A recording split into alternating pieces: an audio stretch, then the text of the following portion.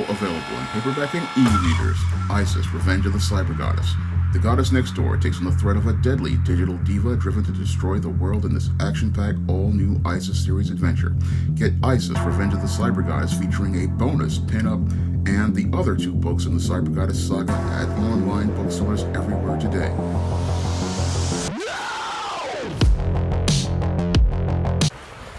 I got a chance to take a look at Aquaman on the last day of my HBO Max subscription. And I wish I had gone to see this movie in the theater because all of the visuals are so amazing that I believe the best way to experience them is sitting in a movie theater where you can see all of these grand visuals and hear all of that surround sound inside of that movie theater. Now, as I see it, your James Wan has crafted a masterpiece with Aquaman, crafting, as I see it, one of the best superhero movies in the entire genre. I'd have to say that his Aquaman stands up there with the most iconic superhero films like 1978's Superman, 1989's Batman, 2008's Iron Man, and 2002's Spider-Man as the best adaptations of a comic book character. And I have to say, Aquaman is in the top 5 as related to superhero movie adaptations because this film is a visual masterpiece and tells a very epic and grand story. I mean, this film is just absolutely amazing to watch, and it didn't just feel like a superhero movie, it felt like one of the epic movies of the 1940s and the 1950s. That's how big in scale and scope this film feels, and I wish we could have gotten more films like this from the DC Extended Universe, because had we gotten more films like this, we would have had really serious competition for Marvel Studios. Now, your Aquaman takes place after Justice League, and in the story, we get to see Arthur Curry's character transformation arc. Now, in Justice League, he was just the Aquaman who just was drifting around, but in this movie and this story, he starts to find his purpose. And that was one of the things I liked about James Wan's Aquaman, is that we see that your Arthur Curry has a purpose, and we also start to see a reason to care about your Arthur Curry. Now, this was never really done with the Super Friends cartoon, where the Aquaman was just a guy who talked to fish and got the Super Friends out of jams with water. But in this movie, we see why the world needs Arthur Curry and why he's important to Atlantis. So this film does what a good film does. It answers the question of why should we care after establishing who the main character is and what they want to do. And while your Arthur Curry is reluctant to go after the throne of Atlantis, he realizes after his father is attacked why that is so important.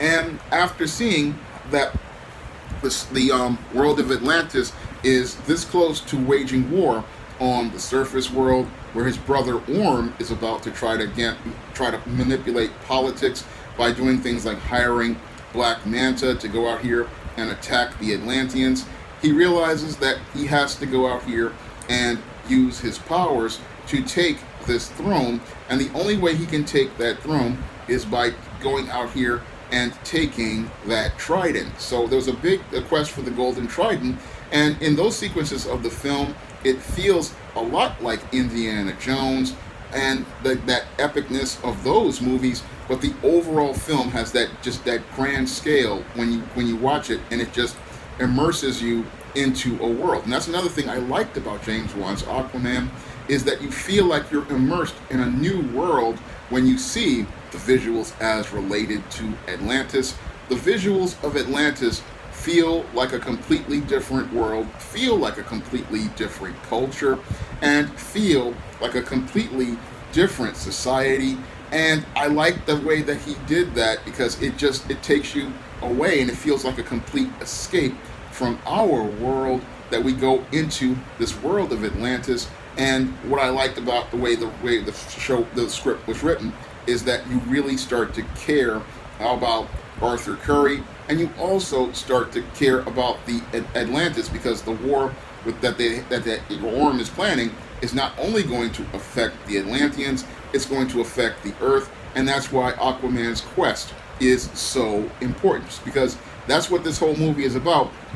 Arthur Curry, the Aquaman, becoming the king of Atlantis, and in that quest, he's gone and he has to overcome many of his own character issues. He has to overcome his numerous character flaws, and he has to learn how to work with Mira, the princess.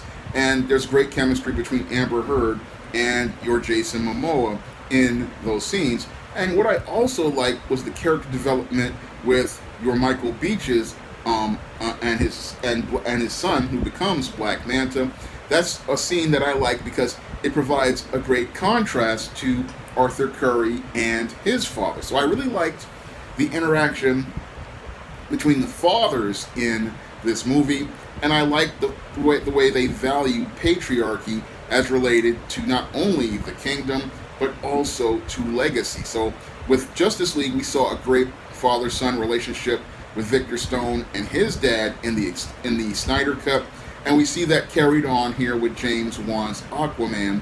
And there was a scene that I really liked was when your Arthur had his mother's trident and he was trying to fight Orm, and they did some great symbolism there showing how a female weapon is not going to help a man in a situation with another man. So he had to go and get that golden trident in order to take that Orm, because in order for him to defeat a man, he needed a man's weapon. So I really like what they did there as related to Aquaman, because it showed how he was growing in his manhood, how this taking this title was about him becoming the man he was supposed to be, and about him embracing all of his manhood and masculinity.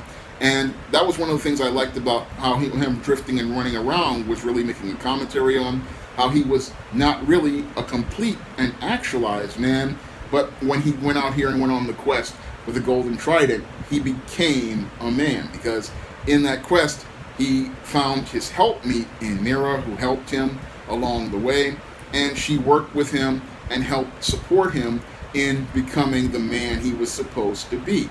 So I really liked everything about this film because it told a great story on manhood and masculinity, and it just told it in a very epic and grand fashion. And I also like seeing the relationship between Arthur and Volko, which was played brilliantly by Willem Dafoe, who just did a fantastic job here.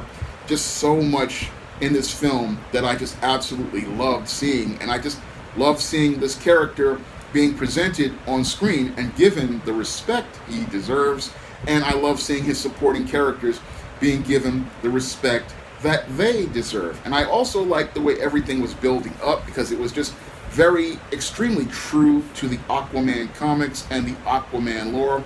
I saw references to the classic runs of the 60s. I saw references to the 80s run, and I also saw references to the 90s Peter David run. So this movie practically captured the spirit and the heart of the Aquaman character and made him fresh and new for a new generation.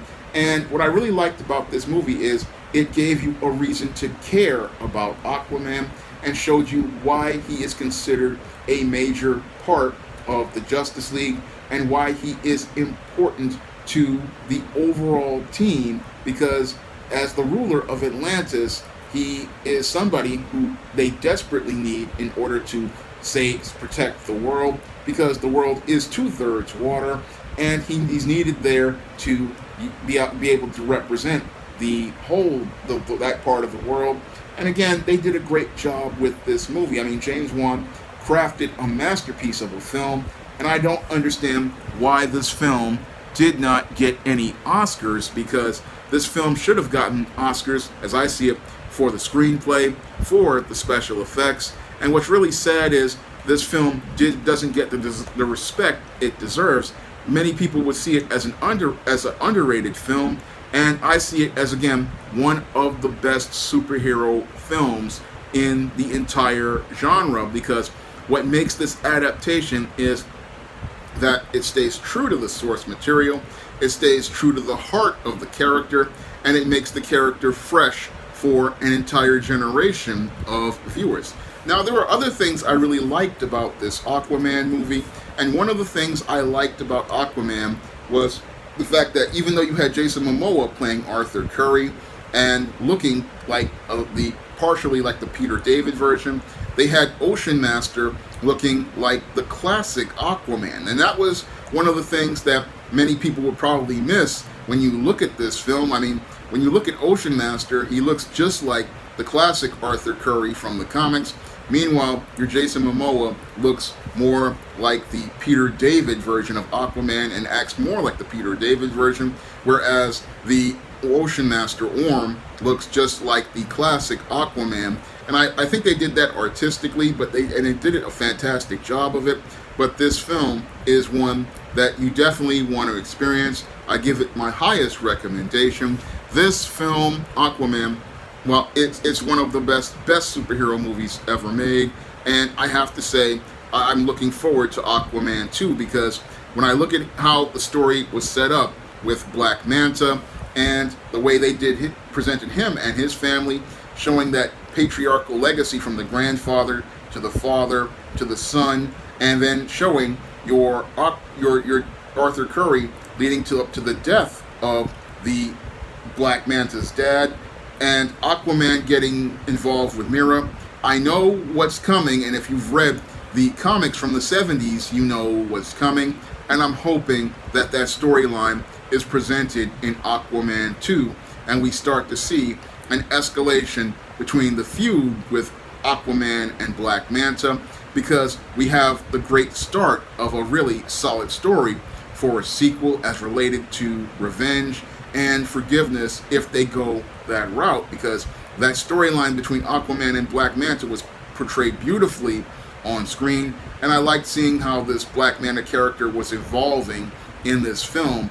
It was just absolutely fantastic to see that whole aspect of the story, because it related to Black heritage and it related to the father-son relationship. Again, something we don't see that often between Black father and Black son. And there's a lot here that they can explore in an Aquaman 2 that would actually be, as I see it, a sequel that could be better than the original film. But the first Aquaman movie is absolutely fantastic. I highly recommend you go out and go see it. This is a film that it's on HBO Max right now, and it's definitely worth the price of a 1-month subscription just to see this movie alone. Now, if you want to see me do more reviews of superhero movies or action, African American, or fantasy or science fiction movies, you can donate to my Patreon, my PayPal, or my Cash App by clicking the link in the description box. And if you want to try some of my action-packed African American fantasy fiction, like the ISIS series, the E-Steam series, the John Hay series, and the books of the Spencerella trilogy, the Thetas, or Recipe for Success, you can find all those books on Amazon.com in paperback and Kindle format. You can also find them on Smashwords, the iBook Store, and Google Play. That's all I have to say for this video. You can comment, rate, and subscribe. Now available in paperback and e-readers, John Haynes, Taking Care of Business. The man who rules the world breaks in a brand new partner to help him take care of business in this action-packed, all-new John Haynes series adventure. Get John Haynes, Taking Care of Business at paperback and e-readers at online booksellers everywhere.